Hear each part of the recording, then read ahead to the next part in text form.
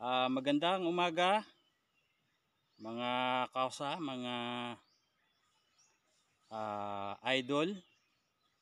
Ang lokasyon natin ngayon ay dito pa rin sa Sitio Manggahan, Barangay Pagsangahan, San Francisco, Quezon.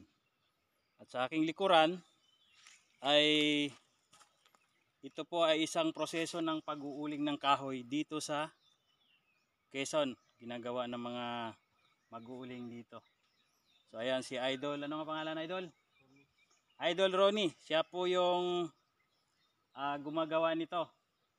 Actually dati hindi namin ginagawa to nung nandito pa ako.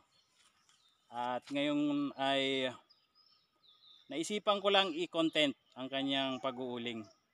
So ang mga kahoy po dito na ginamit ay mga ipil-ipil. Hindi po siya yung kahoy na mga durable o yung mga matitigas na kahoy. Mabilis lang po siyang tumubo at mabilis din lumaki pag tag-ulan. So ngayon tanungin natin si Idol Ronnie kung paano ba ang proseso ng pag-uuling na ganito. Anong tawag sa ganitong uri ng pag-uuling? Halika Idol Ronnie. May mga ilang katanungan lang akong gustong itanong sa iyo. Ayan. Paano ba ang unang paghahanda nito? Sa umpisa? Umpisa? Oo, sa umpisa. Ano lang, maliliit. Yung maliliit na kahoy. Oo. Tapos, doon pa lang sa pagpuputol ng mga kahoy, medyo napakahirap na pong gawin nun. Talagang matrabahong ito, proseso ng pag-uuling. Magpuputol ka muna ng mga kahoy na gagamitin sa pag-uuling. So marahil yung mga dyan sa Maynila, tayo, baka isa itong produkto niya ang ginagamit natin sa pag-iihaw at saka pagluluto dyan sa Maynila. So maliban doon Idol sa paghuhukay mo ng itong kanyang parang pala po ito. Ha? Pala, pinapala tapos Pinapala, tapos isasalansan yung kahoy, puputol-putulin. Oo po.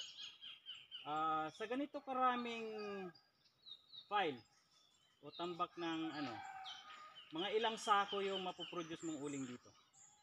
50 nito. 50 sako. Opo. So magkano na ngayon ang sako ng uling dito sa 140. 140 times 50. 140 times 50, 5,400. So mga ilang araw mo to Idol Ronnie, mula sa umpisa hanggang sa maging uling na produkto na siya, mga ilang araw mo siyang gagawin? 2 araw lang ito. 2 araw lang. Opo. So simula sa pagpuputol hanggang sa pag-uuling, 2 araw lang. Oo. Mabilis lang pala. So parang lumalabas na kapag naging uling na siya at naibenta mo na sa halagang 140 isang sako, ay meron kang kita na 5,400 sa 2 araw. Okay. So ayan mga idol, tingnan po natin yung style ng pag-uuling niya dito sa Sitio Manggahan. Kung gaano po kahirap ang proseso. So maraming proseso. Pagpapile, pagpuputol, pagpapile, paglalagay ng kugon, nilalagyan ng kugon yan paikot, Oo. palibot para pagsindi, sabay-sabay siyang maapuyan at tatabunan ng lupa, Oo. bago sindihan. Oo. Ayun. At kapag sa tansyahan din, kailangan magaling kang tumantya kung uling na ba o hindi na bago takpan yung pinakasingawan niya. Tama ba 'yon? Oo. Ayun. Ba't ko alam? Okay, idea ko lang 'yon, pero tama pala.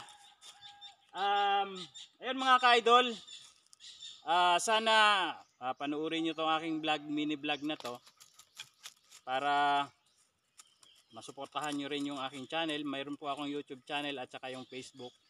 Sa aking YouTube channel, Ray Miranda Mix Vlog. Yan, paki-subscribe naman mga idol, mga kosa.